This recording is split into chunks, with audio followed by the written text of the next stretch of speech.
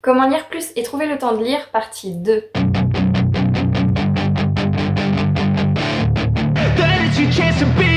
Hey kid, don't ever let them get inside your head. They'll tell you what to do in life instead of everything you know that you could get. Don't let them guide your life. Bonjour à tous, c'est Edwin, je vous retrouve aujourd'hui pour une nouvelle vidéo qui m'a été demandée et il s'agira d'une partie 2 puisque j'ai déjà fait il y a plusieurs années de cela une première partie. Aujourd'hui je vais donc vous donner mes conseils pour lire plus et surtout trouver le temps de lire plus. Pour préparer cette vidéo, je suis passée par plusieurs étapes. La première c'était tout simplement de noter toutes mes idées sur un papier. La seconde de regarder ma vidéo déjà faite histoire de ne pas faire de doublons. Et ensuite d'éliminer ceux déjà dits et de préparer celle-ci. Alors je vous conseille déjà pour commencer d'aller regarder ma première vidéo faite il y a quelques années, je vous mettrai le lien évidemment en fiche d'information mais également dans la description. Ensuite je tiens à vous le préciser mais cette vidéo sera beaucoup moins ordonnée que la première tout simplement parce que je vais vous dire mes idées les unes après les autres mais je n'ai pas fait de catégorie comment lire plus et en seconde catégorie comment trouver le temps de lire plus, ce sera un peu tout ensemble ici. Le tout premier conseil que je peux vous donner pour lire plus, trouver le temps de lire plus, c'est tout simplement de lire des choses qui vous intéressent, qui vous plaisent vraiment. Ne lisez pas que des livres que juste les gens parlent partout, qui peut-être ont une bonne pub mais ne sont pas dans vos goûts à vous. Peut-être que vous aurez une plus grande visibilité sur les réseaux si c'est votre but, mais peut-être que ça ne vous plaira pas et vous risquez tout simplement d'être dégoûté de la lecture, d'être déçu de vos lectures et de peut-être même avoir une panne de lecture si vous ne lisez pas les choses qui vous plaisent. Donc ça me paraît vraiment primordial de le rappeler ici, mais lisez des choses qui vous plaisent. Mon second conseil qui va directement faire suite au premier conseil, c'est tout simplement d'apprendre à se connaître et de connaître son fonctionnement. Ce que je veux dire par là, c'est que tout simplement certaines personnes, moi la première, fonctionnent par phase. Et si votre but c'est tout simplement de lire plus, de lire tout le temps, mais que finalement vous allez à l'encontre de votre vous-même, c'est un peu compliqué. Par exemple, je fonctionne personnellement par phase, c'est-à-dire qu'il va y avoir des phases où je ne vais faire que lire, vraiment tout mon temps je vais passer à le lire. Et d'autres phases, je vais jouer à des jeux vidéo, d'autres phases je vais faire des puzzles, d'autres phases je vais faire que de regarder des séries. Parfois c'est un peu un mixte de tout. Mais parfois c'est exclusivement une chose que j'ai envie de faire à ce moment précis. Ça peut durer sur des mois, ça peut durer sur une journée, ça peut varier en ce qui me concerne. Mais forcément tout le monde ne fonctionne pas de la même façon.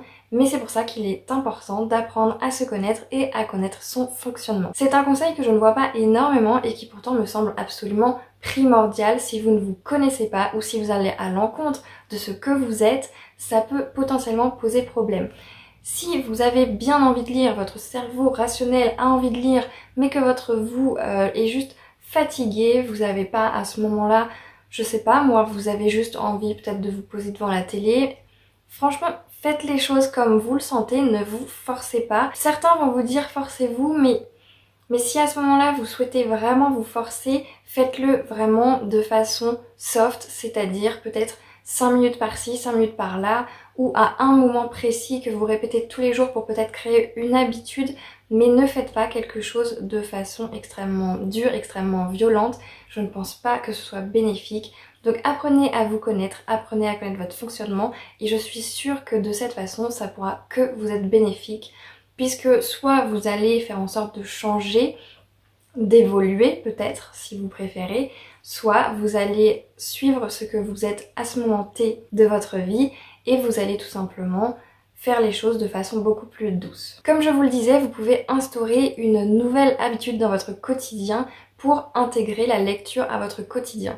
Par exemple, souvent les gens vont vous dire lire 5 minutes, juste 5 minutes avant de dormir. Je vous conseille pas de lire énormément dans votre lit avant de dormir, surtout si vous avez du mal à dormir, si vous avez des problèmes de sommeil. C'est pas forcément l'idéal à ce moment-là, mais si vous avez aucun souci, n'hésitez pas à ce moment-là à vous poser quelques minutes pour lire avant de dormir, que ce soit dans votre lit ou dans un endroit spécifique qui n'aura pour votre cerveau aucun lien avec le lieu où vous dormez. Donc si ce n'est pas déjà le cas, instaurez cette routine. Instaurer une routine, ça peut être par exemple pour mon cas, lire le soir avant de dormir. Ça peut être également, toujours pour mon cas, lire le matin au petit déjeuner. C'est quelque chose que je fais quasiment systématiquement. Si je le fais pas, je me perds sur les réseaux sociaux et c'est pas une bonne chose. En début de journée, ça me pose problème parce que ça va me fatiguer les yeux dès le matin, ça va me faire être... En général, quand je vais sur les réseaux sociaux le matin, de toute façon, ma journée est pourrie derrière. Et si je le fais le soir, eh bien tout simplement j'arrive pas à dormir. Déjà que mon sommeil n'est pas forcément idéal, c'est franchement pas recommandé d'aller sur les réseaux sociaux juste avant de dormir. En plus le but de cette routine ça va être tout simplement que chaque jour, peu importe ce qu'il se passe, vous allez lire à ce moment-là. Donc l'idéal si vous le faites au petit déjeuner ou juste avant de dormir, c'est que en règle générale on déjeune quand on petit déjeune le matin tous les jours et on va au lit à peu près tous les jours aussi. Donc c'est à peu près sûr que ce rituel, cette routine, vous la gardiez pour vous tous les jours et que c'est possible pour vous de le faire. Ensuite, mon quatrième conseil, ça va être de vous créer, vous instaurer un réel rituel de lecture. Ça peut être tout bête, mais si vraiment vous vous posez pour lire, prenez l'habitude de vous faire une boisson chaude, un thé, un café, un chocolat chaud, pourquoi pas. Il y en a d'autres qui vont allumer une bougie, d'autres qui vont préparer le plaid et le mettre sur eux pour lire.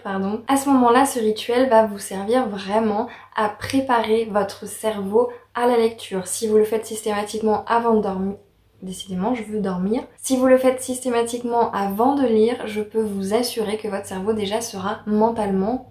En même temps, le cerveau il peut pas faire autre chose que mentalement, mais je peux vous assurer en tout cas que votre cerveau sera préparé, sera déjà dans l'idée que ça y est, ce moment-là, on va lire et on va rien faire d'autre. Dans la même veine, un conseil tout bête que je peux vous donner, c'est d'avoir votre cocon, votre endroit idéal pour lire. Un endroit calme dans lequel vous vous sentez bien, qui est bien éclairé, ça je le disais dans la dernière vidéo. En effet, si vous êtes dans un lieu où vous ne vous sentez pas bien, dans un lieu où à tout moment on peut vous déranger, où vraiment c'est pas le top pour lire, c'est pas la peine. Vraiment, vous risquez de toute façon de ne pas réussir à rentrer dans votre lecture, vous risquez de toute façon d'abandonner votre moment de lecture.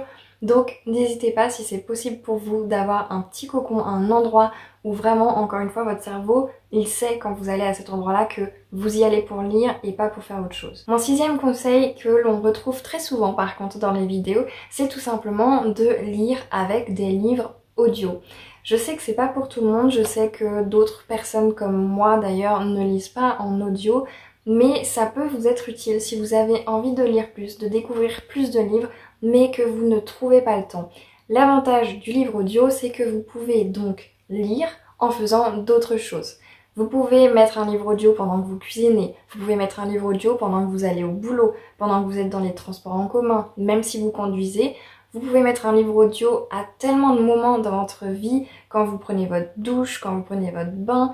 Vous pouvez absolument lire un livre audio dans beaucoup de situations, beaucoup d'activités du quotidien. Et à ce moment-là, je pense que ce conseil, si vous le suivez, ça ne fera qu'augmenter votre nombre de lectures. Mon dernier et septième conseil pour cette vidéo, que pareil, je ne crois pas l'avoir déjà vu quelque part, mais qui pour moi a fonctionné, c'est tout simplement inscrivez-vous à la bibliothèque. C'est très bête dit comme ça, mais vous pouvez, en vous inscrivant à la bibliothèque, tout simplement prendre des livres et vous avez un temps limité pour le rendre. Je crois, je sais plus, c'était 2 ou 3 semaines à Lyon, je m'en souviens plus. Mais du coup, j'empruntais pas mal de livres, parfois j'avais pas le temps de les lire et je les rendais sans les avoir lus. Mais cet avantage-là, d'avoir ce temps limité, c'est que ça me challengeait. J'avais pas envie d'avoir pris le temps, d'avoir cherché cette lecture, d'avoir voulu la lire et finalement de ne pas la lire. Donc ça me donnait vraiment l'élan nécessaire pour lire plus, pour lire ces livres en particulier. Et de ce fait, j'ai lu à ce moment de ma vie beaucoup plus de livres que j'avais empruntés à la bibliothèque que de livres de ma palle. Et c'est pas forcément mal puisque ça m'a permis de découvrir des livres. Ça m'a permis tout simplement de lire plus à ce moment-là. Donc voilà 7 conseils où vous allez pouvoir lire plus, trouver le temps de lire. Évidemment, trouver le temps de lire, c'est dû à chacun. Vraiment, la vie de tout un chacun est absolument différent. Je ne peux que vous conseiller également de ne pas vous comparer aux autres. Je sais que c'est difficile à dire, mais en même temps, il faut vraiment s'y tenir. La lecture, c'est une passion, ça ne sert à rien de se comparer à d'autres personnes. Il y a des rythmes de lecture différents, il y a des rythmes de vie différents. Donc forcément, il y en a qui vont réussir à lire 300 livres par an, et d'autres qui vont n'en lire que 10, 20, 30. Je sais pas le nombre de livres que vous lisez, mais ça varie vraiment de chacun. Et c'est important, je pense, de ne pas oublier que peut-être le voisin qui lit 300 livres, bah peut-être qu'il ne sort jamais le soir, et que peut-être vous aimez bien sortir avec vos amis, aller au cinéma, etc. La vie de chacun est différent. Certains ont 40 minutes de transport en voiture, ne peuvent pas lire à ce moment-là. D'autres vont avoir 0 minute de transport et vont profiter de ce temps que les autres n'ont pas pour lire, etc. etc.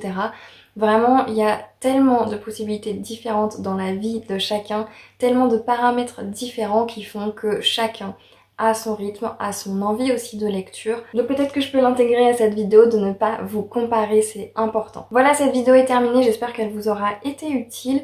N'hésitez pas donc à aller voir la première partie si elle vous intéresse. Sur ce, je vous souhaite à toutes et à tous de très belles lectures et je vous dis à la prochaine.